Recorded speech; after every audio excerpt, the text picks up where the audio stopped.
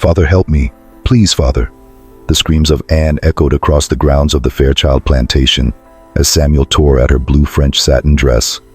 It was the dawn of August 15th, 1868, and Colonel Augustus Fairchild was tied to a chair, forced to watch his two daughters be destroyed exactly as he had allowed Samuel and Joseph's daughters to be destroyed 5 days prior.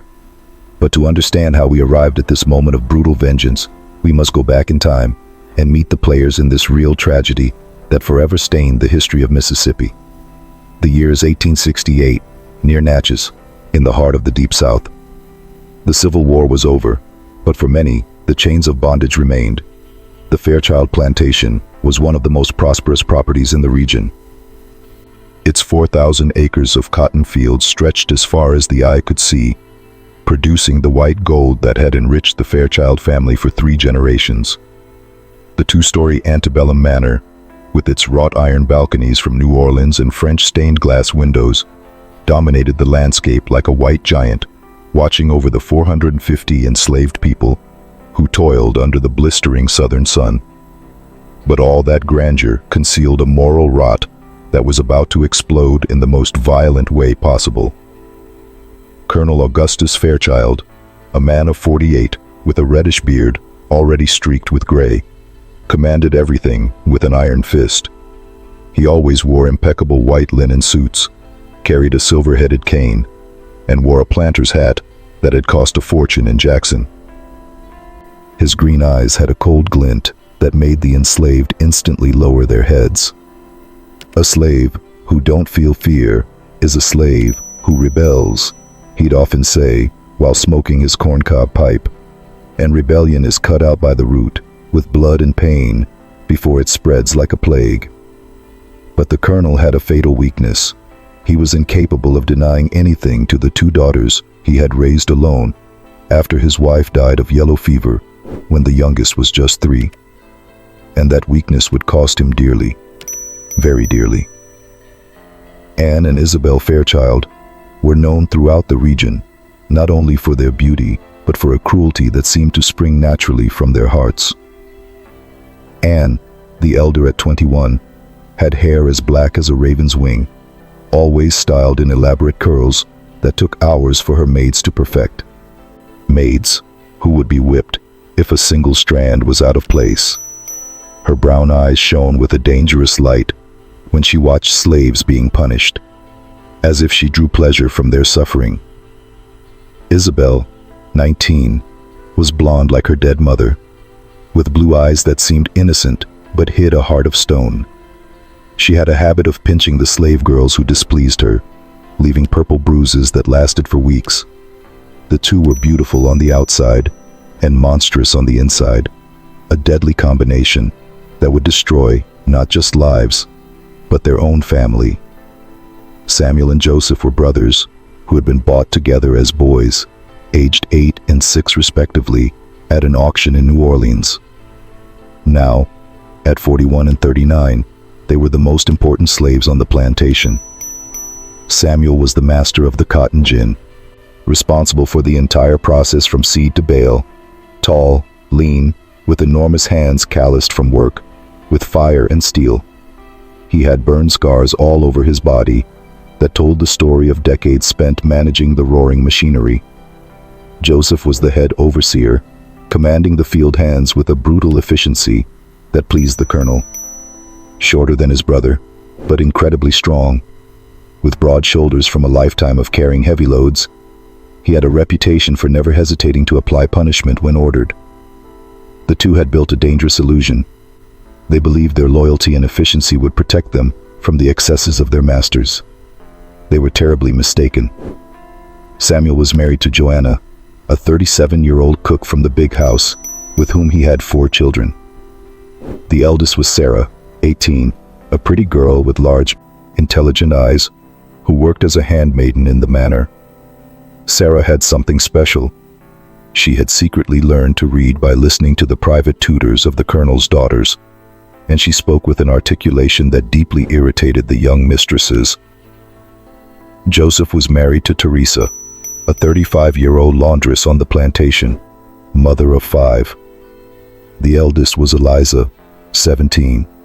A girl with cinnamon-colored skin and kinky hair always tied in elaborate braids that the colonel's daughters secretly envied. Eliza had skillful hands for embroidery and was often tasked with the most delicate work on the ladies' garments. Sarah and Eliza were cousins who loved each other like sisters, worked together, dreamed together, and would die together in a way no one could have imagined. "Your daughters are mighty pretty, Samuel," the colonel would often comment as Sarah passed, serving coffee on the veranda. "You ought to be more careful with them. Beauty in a slave girl is a dangerous thing." It was a veiled warning that Samuel pretended not to fully understand, but it kept him awake many nights. He would watch Sarah sleep on the straw pallet in the small cabin they had in the quarters, a rare privilege few slaves possessed, and pray that nothing bad would happen to his girl. "We work right, we obey everything, we never cause trouble," Samuel would say to Joseph on new moon nights. "You reckon that's enough to protect our girls?" "It has to be," Joseph would reply, more out of hope than conviction. "What else can we do? We're slaves, brother. A slave ain't got no choice." But they both knew, deep in their souls, that all their loyalty was a castle of sand that a wave of cruelty could wash away in seconds, and the wave was about to crash. August 10th, 1868, a Thursday that dawned with a bad omen. Sarah woke with a weight on her chest, a nameless anguish that made her want to hide in the cabin. "Mama, I got a bad feeling," she told Joanna as she got ready for work. "Like something terrible is going to happen today." Joanna, with the bitter wisdom of one who had lived 37 years in bondage, just sighed. "Something bad can happen any day, my child. But we have to get up and keep going, 'cause we ain't got no choice. Go on, work right, obey everything, don't give 'em no reason for nothing." Eliza also woke with the same inexplicable premonition, as if the two cousins were connected by an invisible thread, warning them of danger. They met on the path to the big house, exchanged worried glances, and held each other's hands for a moment. "Whatever happens, we protect each other," said Sarah. "We're family, always together," Eliza agreed. They didn't know that in a few hours, they would face a horror they couldn't have imagined, even in their worst nightmares. In the dining room of the big house, the colonel's two daughters were sipping hot chocolate from the West Indies in Chinese porcelain cups. Anne listlessly flipped through a French fashion gazette, while Isabel embroidered a silk handkerchief with delicate flowers. "I'm bored," Anne announced suddenly, throwing the gazette onto the table with enough force to make the cups clatter. "I can't stand this monotonous routine. We need some different kind of amusement, something no one has ever seen before." Isabel looked up from her embroidery, curious. "What are you thinking?" And it was in that moment that Anne had the idea that would change everything, that would cross the line of the unacceptable, that would plant the seeds of a brutal revenge. "Those two little negras that serve us," Anne said, leaning forward and lowering her voice like someone sharing a delicious secret. "Sarah and Eliza, don't you think they've been getting a little too uppity lately?" "Uppity how?" asked Isabel, already interested because any break in the routine was welcome. "They look us in the eye when they speak," said Anne, inventing offenses that didn't exist. "They walk with their heads held high as if they were our equals. They laugh too loud in the kitchen. They think that because their fathers are trusted slaves, they have special privileges that make them better than the others." "It's true," Isabel agreed, joining the cruel game without questioning its veracity. "The other day, Eliza passed me in the hallway without lowering her head. I was furious but didn't say anything at the time. It was a lie, but lies repeated between the sisters became truth in their minds." "Then they need to learn a lesson," Anne said, her eyes glittering with that dangerous light that always appeared when she was planning cruelties. "A lesson they will never forget, that the entire quarters will never forget." A heavy silence fell over the room. Isabel let the embroidery fall into her lap. The two sisters looked at each other, a silent communication passing between them, a morbid excitement growing. "What exactly do you want to do?" asked Isabel, though she already suspected the answer, and a dark part of her was already thrilled by the possibility. Anne stood up, walked to the window overlooking the grounds, where slaves worked under the sun. She watched Sarah and Eliza carrying bundles of clean laundry to the house, talking softly to each other, oblivious to the terrible fate being decided at that very moment. "We're going to show them their place," Anne said finally, each word dripping with venom. "We're going to show them that beauty in a slave is worthless, that a slave's daughter has no rights, no honor, nothing." Isabel looked at her sister, a mix of shock and curiosity on her young face. "Are you talking about what I think you're talking about?" she asked in a low voice, almost afraid to say it aloud. "I am," Anne confirmed, turning to face her. "We'll ask Father to have the overseers do to them what they do to rebellious slave women, in front of their fathers, in front of everyone, in the middle of the grounds, for all to see and learn that no matter how pretty they are, no matter how educated they seem, they are just our property." "That's so cruel," Isabel whispered, but her voice lacked true conviction, holding only the hesitation of someone about to cross a line, but who has already decided to cross it anyway. "They're just girls, almost our age. They're slaves." Anne cut in with a hardness that brooked no argument. "And a slave needs to know her place from an early age before she starts thinking she's a real person, before she contaminates the others with these ideas of equality." "Will Father agree?" asked Isabel. "Father has never denied us anything," Anne said with a smile that was anything but beautiful. "Never. And he's not about to start now. He loves us too much." The two sisters found the Colonel in the library, reading business correspondence about the upcoming cotton harvest and prices in the New Orleans market. "Father," Anne called in the honeyed voice she always used when she wanted something, "we need to speak with you about an important matter." The Colonel took off his reading glasses, looking at his two daughters with a paternal tenderness that blinded him to any flaws they might have. "What is it, my princesses? Do you want more dresses from Paris? More jewels? Are you planning another party?" "No, Father," Anne said, perching on the arm of his armchair in a gesture of manipulative intimacy. "We want justice. Those two slave girls, Sarah and Eliza, have been very uppity. They disrespect us constantly. They need to be taught some humility once and for all." The Colonel frowned, concerned. Samuel and Joseph were his best hands, loyal for over 3 decades, never causing trouble, working like few others. But he looked at his daughters' faces and saw determination there, saw that they would not take no for an answer. "Uppity how?" he asked, trying to buy time. "They don't lower their heads when they pass us," Isabel lied perfectly. "They laugh behind our backs when they think we're not listening," Anne added, creating offenses out of thin air. "They think that because their fathers are your trusted slaves, they can do anything, that they're better than the other slaves." The Colonel fell silent, considering. A part of him knew this was wrong, that it was an exaggeration, that Samuel and Joseph didn't deserve to see their daughters punished, but another part, the part that always yielded to his daughters, was already yielding again. "What do you want me to do?" he finally asked, and with that question, he sealed the fate of Sarah and Eliza. Anne took a deep breath, knowing she was about to cross a line from which there was no return. "We want you to have the overseers teach them a lesson they will never forget, in the middle of the grounds, in front of their fathers, in front of all the slaves, so everyone can see what happens to a slave who forgets her place." The Colonel understood immediately what his daughter was suggesting. He felt a fleeting discomfort, a flash of conscience that was quickly smothered. "That's very severe, Anne.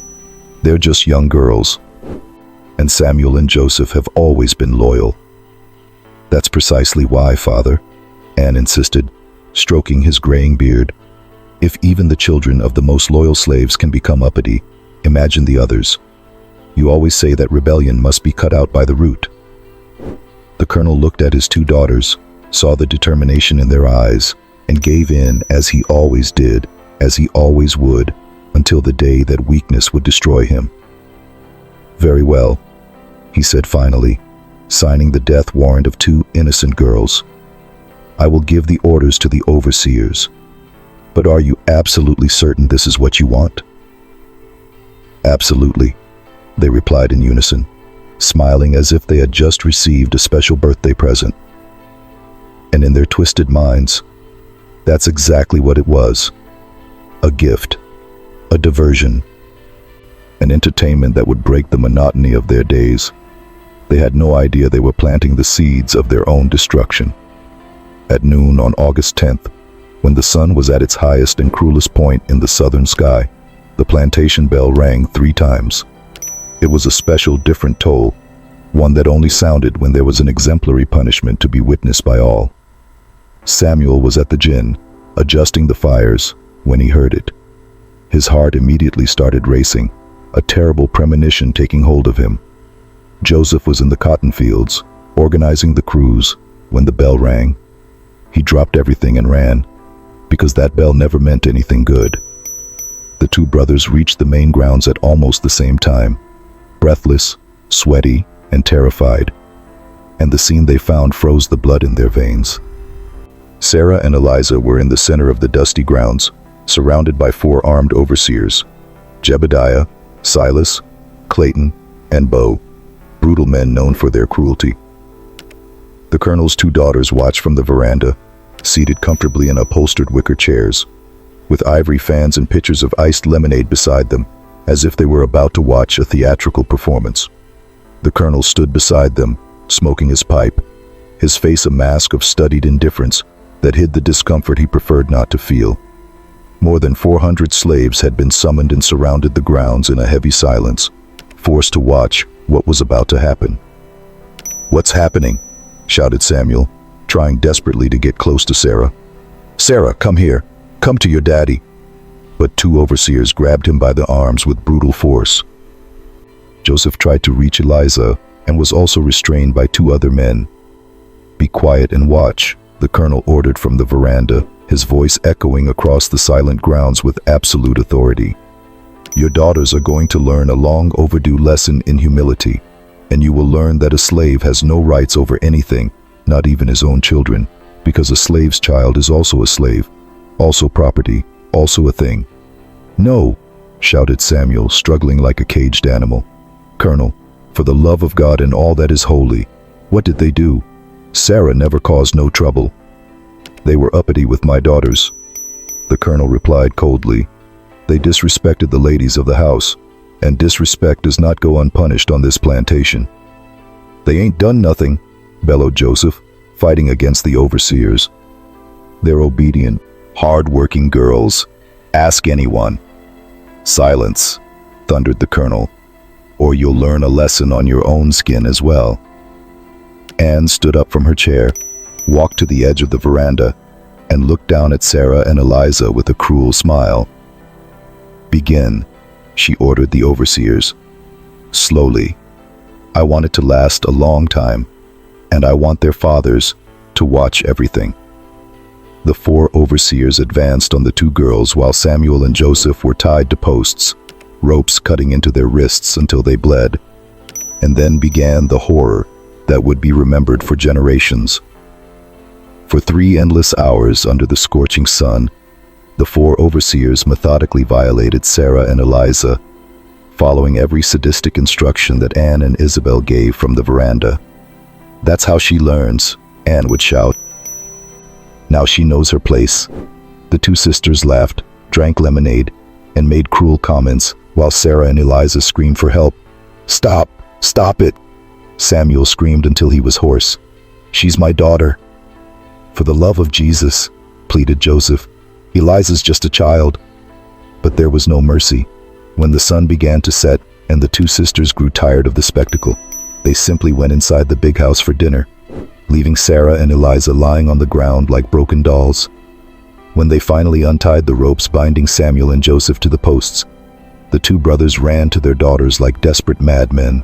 Samuel picked Sarah up in his arms with infinite care as if she were made of glass and could shatter even more.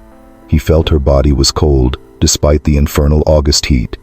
He saw her eyes lost in the void, fixed on some point that didn't exist in this world. "Sarah," he whispered with a broken voice that could barely leave his throat.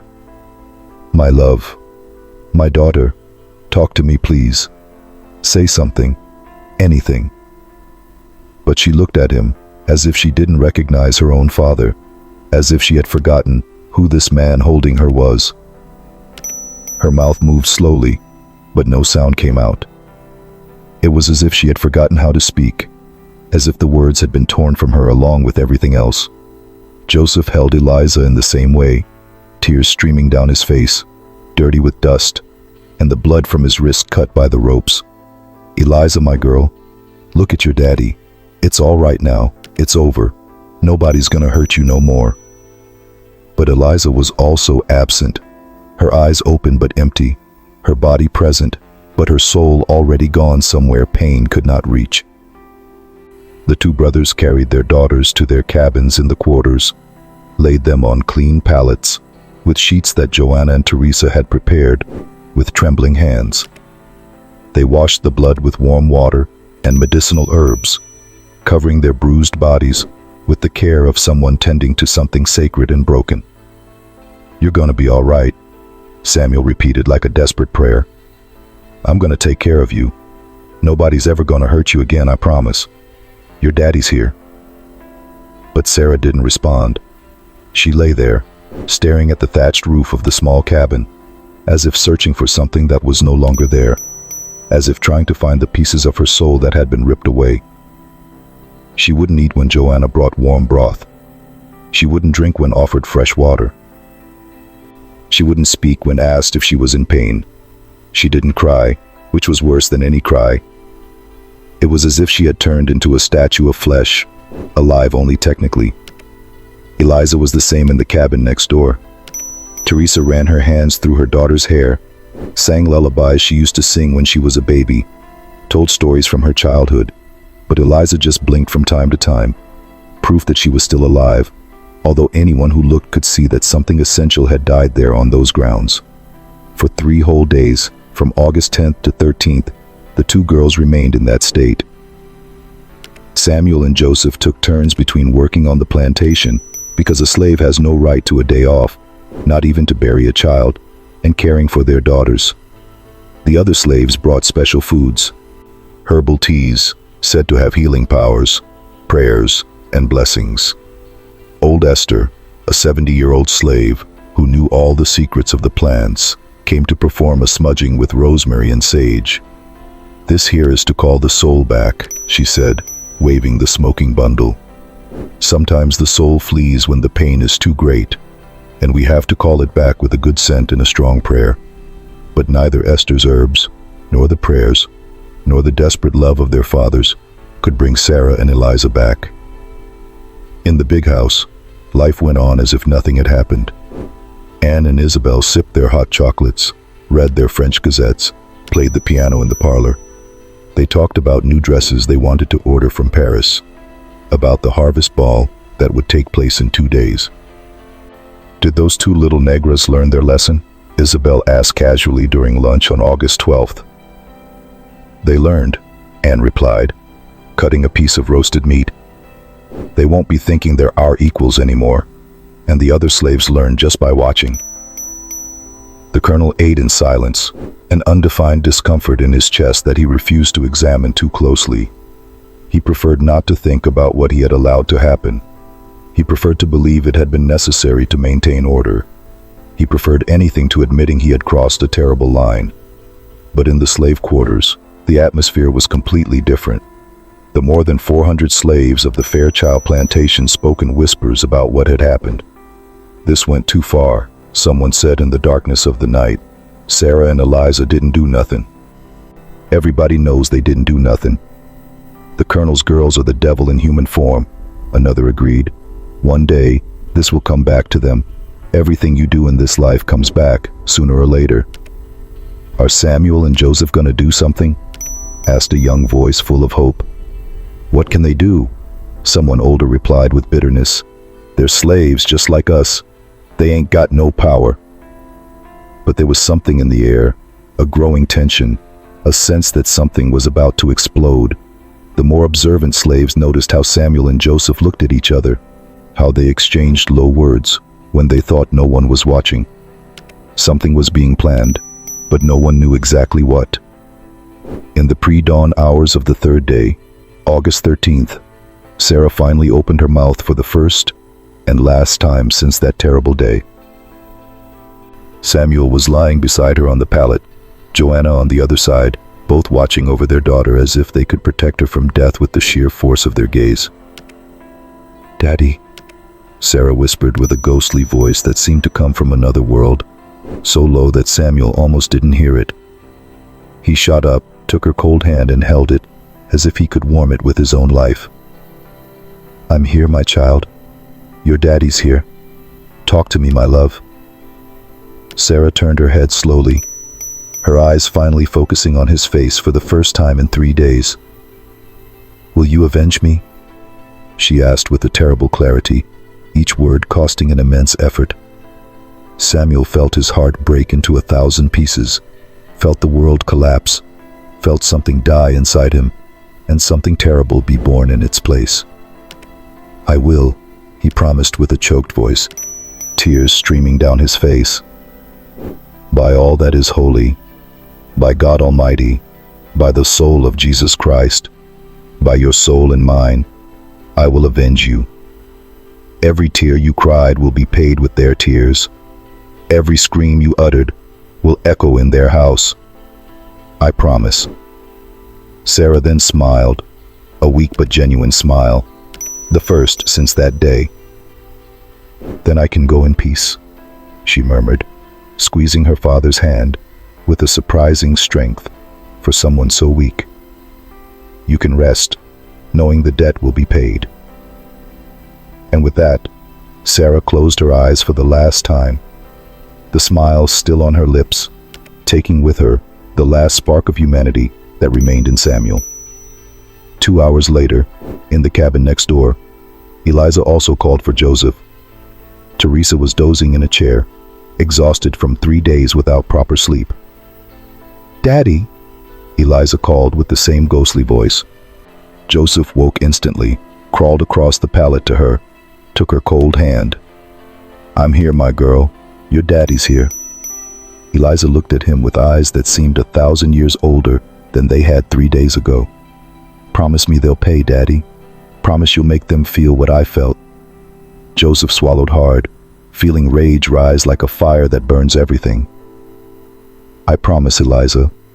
I promise for you, for Sarah, for all the years they stole from you. They will feel every second of your suffering, multiplied." Eliza smiled exactly as Sarah had smiled. "Thank you, Daddy. I love you." And she was gone, following her cousin to wherever souls go when life becomes too heavy to bear. The two brothers buried their daughters at sunset on August 13th, under the old magnolia tree at the back of the quarters. They dug the graves with their own hands, refusing help from anyone. They wrapped the bodies in clean cloths that Joanna and Teresa had prepared. They lowered the girls with infinite care, as if they could still feel pain. They covered them with red clay, while dozens of slaves watched in respectful silence. There was no preacher, because slaves didn't deserve a preacher. There was no cross with a name, because slaves didn't even deserve that. Just 2 small mounds of earth marked where Sarah and Eliza rested. "Rest in peace, my girls," whispered Samuel, his hands still dirty with earth. "Not in peace," whispered Joseph beside him. "Rest in waiting, because vengeance is coming. Vengeance is coming in 2 days." The two brothers looked at each other there, standing before their daughters' graves, and a silent communication passed between them. They didn't need to speak. 33 years of being brothers, 33 years of sharing everything: bondage, punishments, humiliations, small joys, families. They knew exactly what the other was thinking. They knew exactly what needed to be done. "August 15th, Samuel said simply.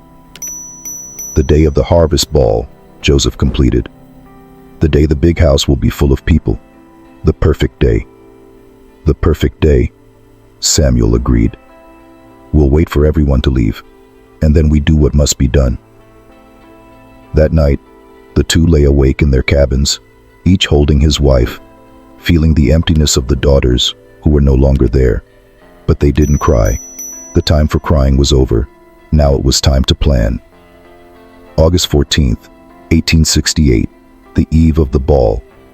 The Fairchild plantation awoke in a flurry of activity. Slaves hurried back and forth preparing everything for the next day, cleaning the big house until it shone, polishing the silverware, washing the embroidered linen tablecloths, preparing enough food to feed all the important planters from the region who would be attending. The kitchen simmered with the aroma of roasting pig, turkey being stuffed with cornbread dressing, and pecan pies being made with syrup from their own cane. Samuel worked at the gin as always, checking the boilers, adjusting temperatures, guiding the younger slaves. No one noticed that he was mentally reviewing every detail of the plan.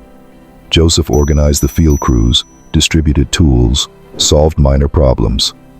No one suspected that he was calculating timetables, memorizing movements, preparing for something terrible. "You're certain about this?" Joseph asked when the two met alone behind the gin house at noon. "There's no turning back once we start. We'll either die or have to run forever." "I know," Samuel said with a deadly calm that was more frightening than any rage. "But I can't breathe knowing they're up there, eating, drinking, laughing, sleeping peacefully after what they did to Sarah. Can you think of Eliza and not feel the urge to kill them all?" Joseph closed his eyes, saw his daughter begging for vengeance, felt again the despair of being tied up while she was destroyed. "No, I can't. I'd rather die doing justice than live one more day swallowing this pain and doing nothing." "Then it's decided," Samuel said, placing a hand on his brother's shoulder. "Tomorrow, when the party's over, when all the guests have gone, when the family is alone, we do what Sarah and Eliza asked." That night, Samuel lay beside Joanna and held her for a long time. "I love you," he said simply. Joanna looked at him with eyes that saw more than he imagined. "I know what you're gonna do," she whispered. "I don't know the details, but I know you're gonna do something tomorrow." Samuel tensed, but she placed her hand on his face.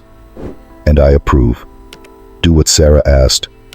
Do it for her, for Eliza, for all the slave girls who have suffered at the hands of those two demons." In the cabin next door, Teresa was saying similar things to Joseph.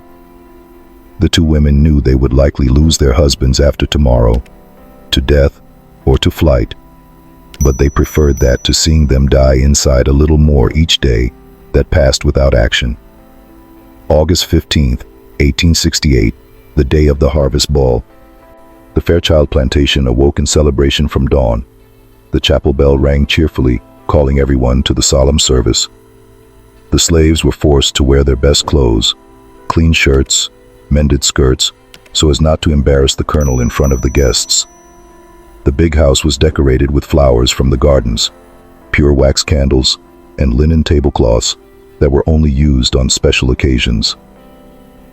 Anne and Isabel woke up excited, eager to show off their new gowns. Anne wore blue satin with silver embroidery that sparkled like stars. Isabel chose a tea rose pink with Belgian lace that cost a fortune.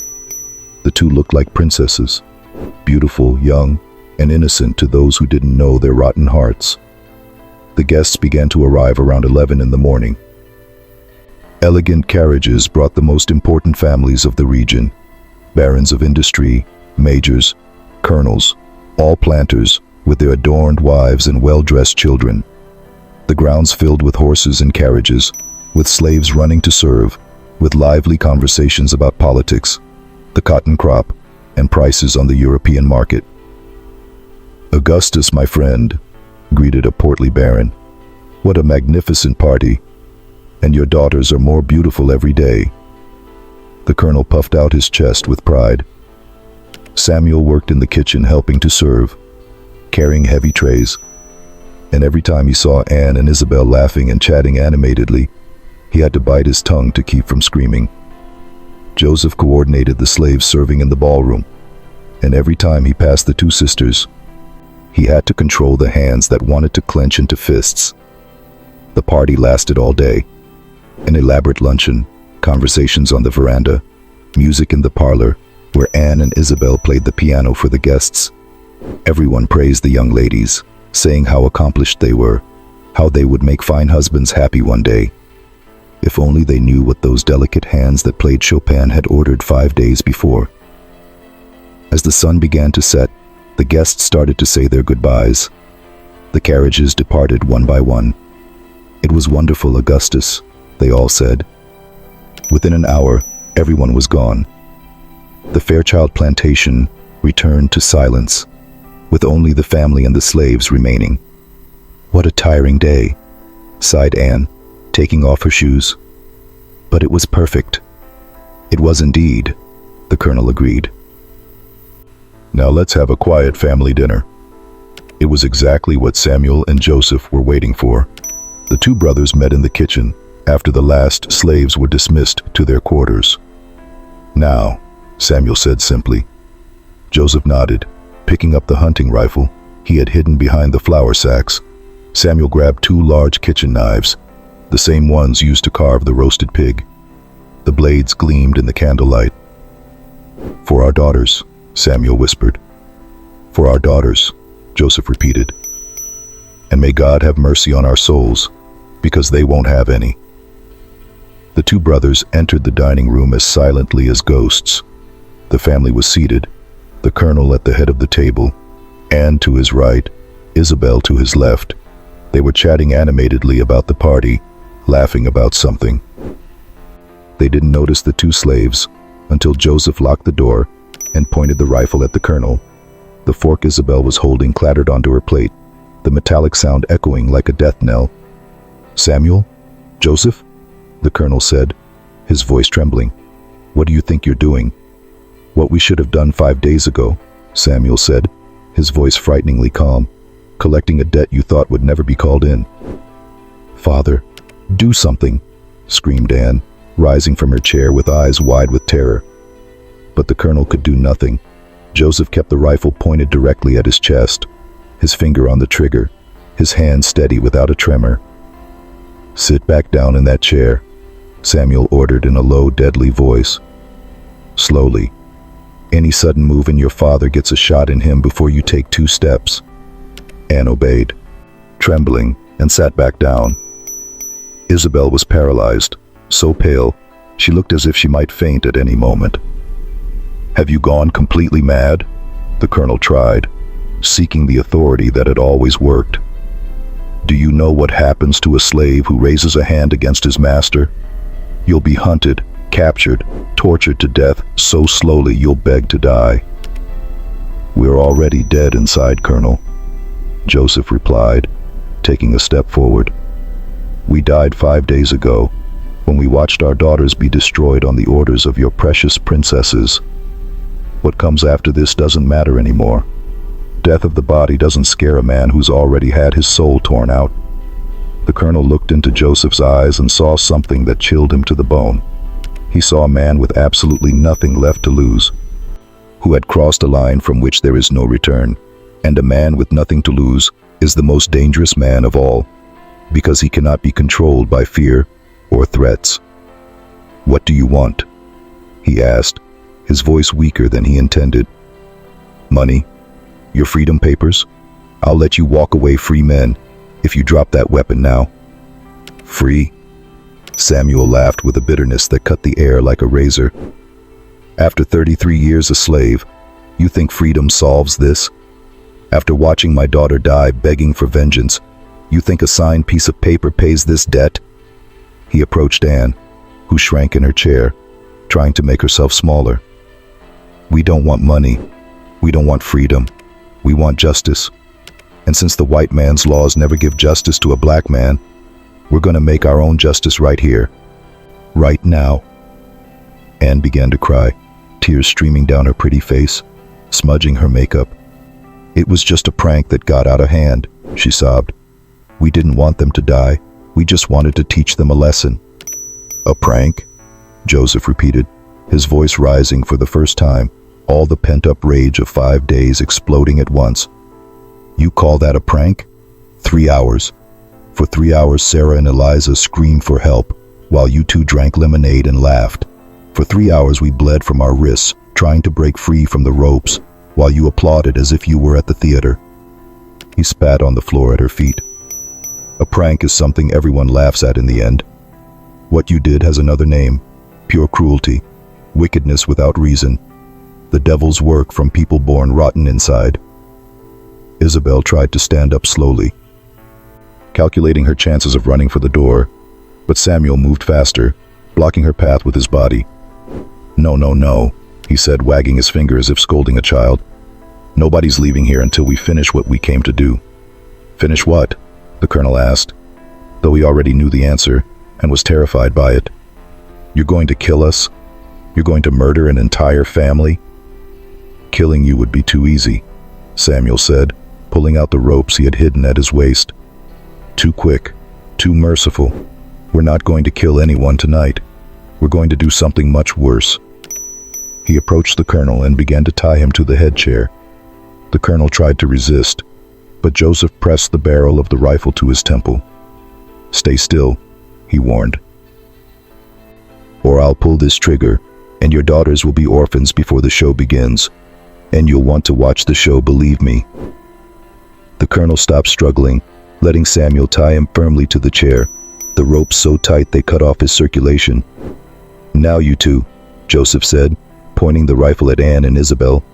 "Get up, slowly." The two obeyed, trembling so much they could barely stand. "Walk to the center of the room.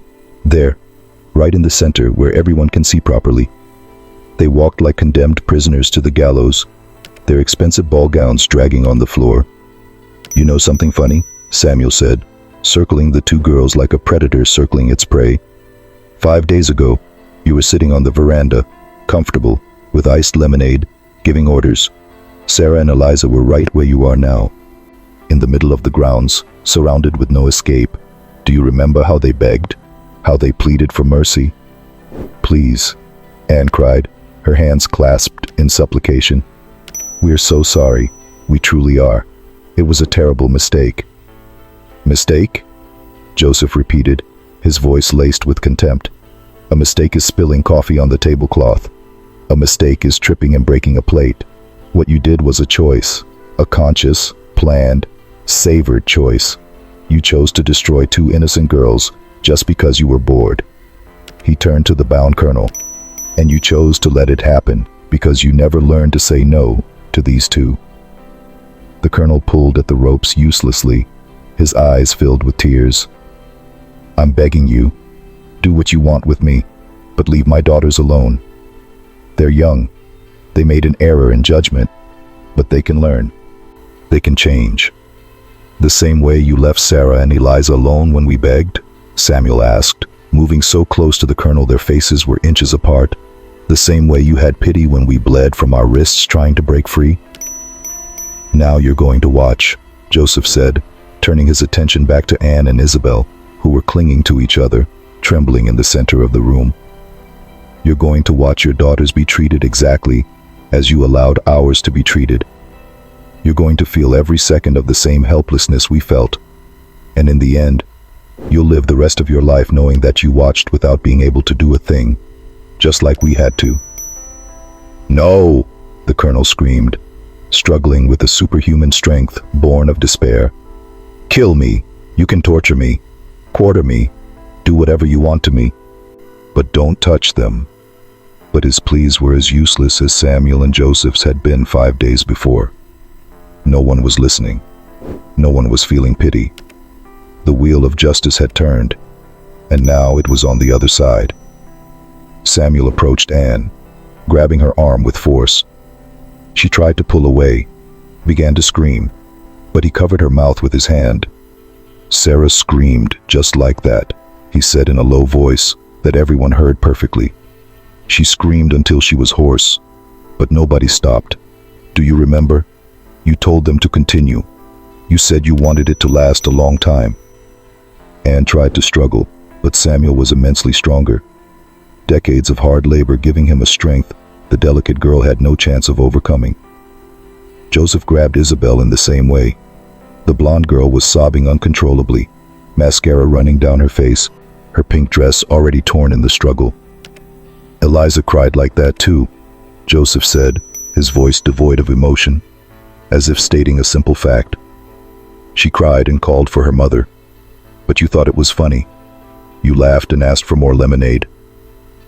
What happened next in the dining room of the Fairchild plantation on that night of August 15th would be remembered in whispers for generations. Samuel and Joseph did to Anne and Isabel exactly what the overseers had done to Sarah and Eliza, while the colonel was forced to watch, bound, helpless, and shattered. It was not quick. It was methodically slow, calculatedly painful, purposefully humiliating. Every tear that Sarah and Eliza had shed was returned multiplied. Every scream they had uttered now echoed off the walls of the big house. Every second of torture they had suffered was replicated with surgical precision. "Stop! Stop it!" the colonel screamed until his voice disappeared completely, until only a hoarse sound that barely seemed human came out. "For the love of God, for the love of all that is sacred." But Samuel and Joseph didn't stop, because God hadn't been there 5 days ago when they had begged for the same thing. "Did you think I would forget, mistress?" Samuel repeated with every movement, looking directly into Anne's terrified eyes. "Did you think a black man has no memory, no feeling, no fatherly love? Every second you made my daughter suffer is burned right here." He tapped his own forehead, "burned with a hot iron. And now you're going to understand what it's like." Anne no longer responded. She was beyond words, beyond coherent thought. She just moaned, her eyes lost on the ceiling, exactly as Sarah's had been. Isabel was the same in Joseph's arms, broken inside and out, her soul already having fled to some distant place. "Now you know," Joseph said when they finally stopped. "Now you know what it's like to be someone's property, what it's like to have no rights over your own body, what it's like to be used and discarded like a thing." The two girls fell to the imported marble floor when Samuel and Joseph released them, their expensive party dresses destroyed, their bodies bruised, their eyes empty. They looked like broken dolls, discarded by a bored child. The colonel was crying silently now, with no strength left to scream, looking at his fallen daughters with a pain no words could ever describe. "My girls," he moaned softly. "My princesses, forgive your father. Forgive the father who couldn't protect you." The cruel irony of the situation was lost on no one in the room. The same words that could have been spoken by Samuel and Joseph 5 days earlier now came from the mouth of the tormentor turned victim. Samuel approached the colonel, wiping his hands on a cloth as if he had just finished a routine job.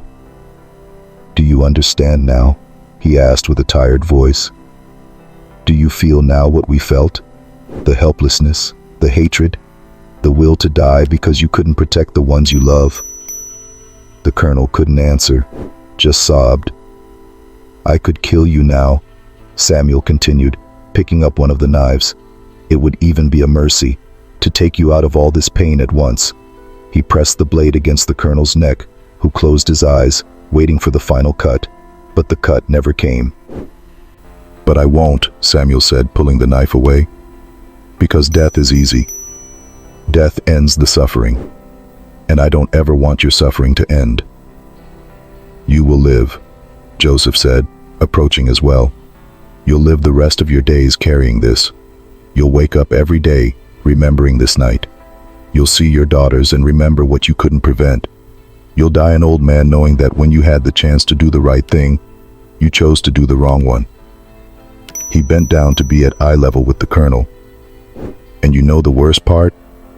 You can't tell anyone what happened here. Because if you do, everyone will know that the great Colonel Augustus Fairchild lost control of his own house, that his own slaves did what they wanted with his family, that you sat here watching and did nothing. The shame would be greater than any revenge you could ever have. So we're leaving now, Samuel said, beginning to untie the ropes binding the colonel. We'll disappear into the woods, head for the Maroon settlement that's a 3-day walk from here. You can send slave catchers after us if you want. You can offer a reward, but we know these lands better than any hunter, and if by some chance they manage to catch us, he smiled without joy, we'll tell everyone exactly what happened here, with all the details. It will spread throughout the entire region that the colonel couldn't even protect his own daughters. So you choose, swallow your shame in silence, or spread it for everyone to hear. It was a perfect checkmate. The colonel was trapped in a snare from which there was no escape. Before leaving, Samuel knelt beside Anne, who was curled up on the floor in a fetal position. She flinched as he approached, but he just spoke softly. "It's going to hurt for a long time," he said without cruelty, merely stating a fact. "You'll have nightmares. You won't be able to let anyone touch you without remembering this night. You'll look in the mirror and not recognize who you've become. I know because I saw all of this happen to Sarah in the last 3 days of her life." Anne sobbed louder. "But I want you to remember one thing," Samuel continued. "Everything you're feeling now, every bit of pain, humiliation, horror, Sarah felt that on your order. So when you wake up screaming at night, remember that you yourself caused this same suffering to an innocent girl just because you were bored." Joseph did the same with Isabel, kneeling beside her. "Eliza begged you to stop," he said simply. "She pleaded on her knees in front of everyone, and you laughed. You told them to continue. So now you will carry that guilt until the day you die. And I hope it's a long time coming because death would be a mercy you don't deserve." He stood up, looked at the colonel one last time. "And you," he said, pointing a finger. "Every time you look at your daughters and see them broken, remember that you are responsible. You allowed them to destroy Sarah and Eliza. So the destruction of Anne and Isabel is your fault as much as ours." The colonel lowered his head, unable to deny it, because it was the pure, painful truth. Samuel and Joseph walked to the door, leaving the Fairchild family shattered among the remains of the party that should have been triumphant. The table still held French porcelain plates, solid silver cutlery, crystal glasses, everything that symbolized their power and wealth. But none of it mattered anymore. All that luxury could not undo what had been done. It could not bring back the lost innocence. It could not erase the memories that would haunt that house forever. "The debt is paid," Samuel said, turning one last time before leaving. "Sarah and Eliza can rest now, and you will spend the rest of your lives with no rest at all." And saying that, the two brothers walked out through the kitchen door, disappearing into the darkness of the warm August night. They crossed the grounds where 5 days before their daughters had been tortured. They passed by the graves under the old magnolia tree, stopping for a moment. "It's done, girls," Samuel whispered, touching the still fresh earth. "The promise has been kept. You can rest in peace now." "Not in peace," Joseph corrected. "You can rest in justice, which is different, but it's what we had to offer." The two then headed for the dense woods that began just beyond the cotton fields, carrying only the clothes on their backs and the certainty that they had done what needed to be done. They left behind not just a plantation, but a whole life of slavery, humiliation, and forced obedience. They left behind the men they had been and became something else, fugitives perhaps, criminals in the eyes of the law, but finally free from a weight they had carried for decades. Back at the Fairchild plantation, the colonel finally managed to get up from his chair. He staggered to where Anne and Isabel lay on the floor. He grabbed a blanket from the next room and covered them both carefully, as if he could now protect them from the pain that had already happened. "I'm sorry," he whispered as he helped them up. "Daddy is so sorry, so very sorry." But apologies could not undo anything. Apologies were as empty as the promises of protection he had failed to keep. He took his daughters to their rooms, put them in their beds with fine linen sheets. But no material comfort could soothe what was broken inside them. The next morning, August 16th, when the chapel bell rang to wake the slaves, two men were not at their posts. Samuel was not at the gin. Joseph was not organizing the field crews. The news spread quickly. The two had fled during the night, but the more observant slaves noticed other things too. They noticed that the colonel didn't leave his room all day, that the two young mistresses didn't appear for breakfast, nor for lunch, nor for dinner, that there was something different in the air of the big house, a heavy, frightened silence that hadn't been there before. Something happened, they whispered to each other.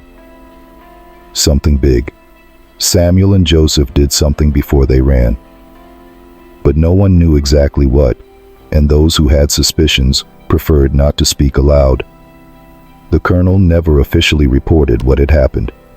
When the sheriff from Natchez came to investigate the disappearance of two important slaves, the colonel just said they had run off, probably to some maroon colony. "Do you want me to organize a search?" the sheriff offered. "Form a patrol, offer a reward?" The colonel was silent for a long time, thinking. A part of him wanted revenge, wanted to see Samuel and Joseph captured and tortured to a slow public death. But another part, the part that still had some trace of conscience, knew they didn't deserve punishment because they had been victims first. And above all, he knew that any deep investigation would bring up questions he didn't want to answer. "No," he said finally. "Let them go. Two fewer slaves makes no difference on a plantation this size." Anne and Isabel were never the same. They stayed locked in their rooms for weeks, refusing to come out, to eat properly, to see anyone. When they finally emerged, they were shadows of the vibrant young women they had been.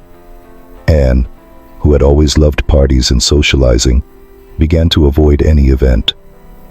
Isabel, who played the piano with talent and joy, never touched a single key again.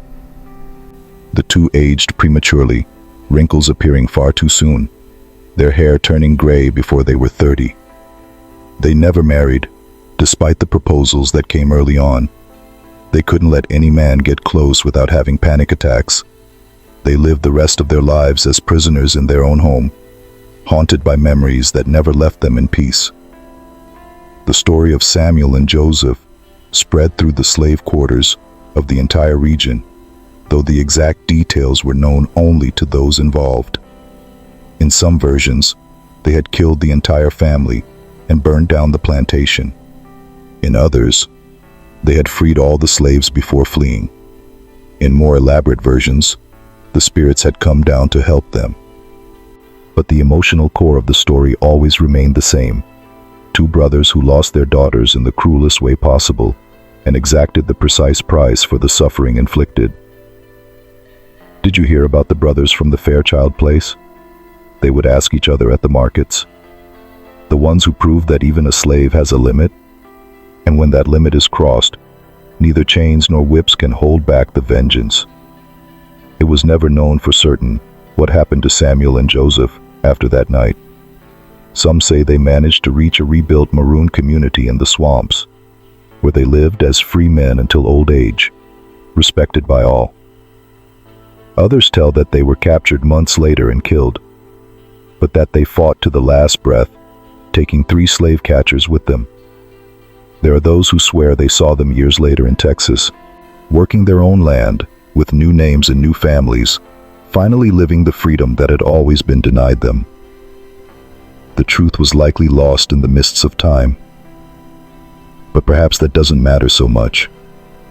What matters is the message they left etched in history, that human dignity cannot be completely destroyed, that every action has a consequence, that justice denied by laws finds ways to manifest itself, even in the most brutal systems.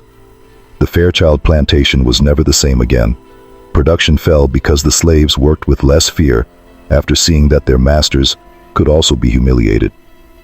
The overseers hesitated to apply severe punishments, remembering what had happened when cruelty went too far.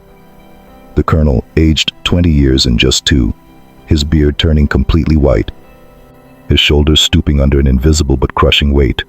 He died in 1875, just 7 years after that night. Some say of a broken heart, others of shame, but all agree that he died carrying the weight of 4 dead girls. 2 he allowed to be destroyed, and 2 who were destroyed as a consequence. Anne and Isabel sold the plantation soon after their father's death, unable to continue living in the place where everything had happened. They moved to New Orleans, living in almost total seclusion until their deaths. Anne in 1892 and Isabel in 1895, both relatively young but looking old, haunted to the end by nightmares that never let them rest. 20 years later, when the 13th Amendment finally abolished slavery in 1865, and its effects were fully realized, many of the older former slaves still told the story of Samuel and Joseph to the younger generations. It was people like them, they would say with a mixture of pride and sadness, who showed that we weren't things, weren't animals, weren't property, who showed that we also bleed, also cry, also love, also take revenge when the line is crossed. The story became a legend, the legend became a myth, but the central lesson was never forgotten. Even in the most oppressive system, even under the heaviest chains, the human spirit finds ways to resist, to fight back, to seek justice by the means available. And that limitless cruelty eventually meets merciless vengeance. Today, more than 150 years later, the ruins of the Fairchild Plantation still exist near Natchez. The antebellum manor is abandoned, overgrown with vines, its iron balconies rusted, its stained glass windows long broken. But the locals avoid the place, especially at night. They say you can hear screams coming from the ruins. They don't know if they are the screams of Sarah and Eliza calling for help, or the screams of Anne and Isabel paying for their crimes. Perhaps they are both, echoing eternally on those cursed grounds where justice was denied and then collected in the most brutal way. The old magnolia tree is still there, enormous now, its roots surely having reached the remains of 2 girls buried without ceremony. And on full moon nights, some swear they see 2 shadows walking the grounds, 2 brothers, eternally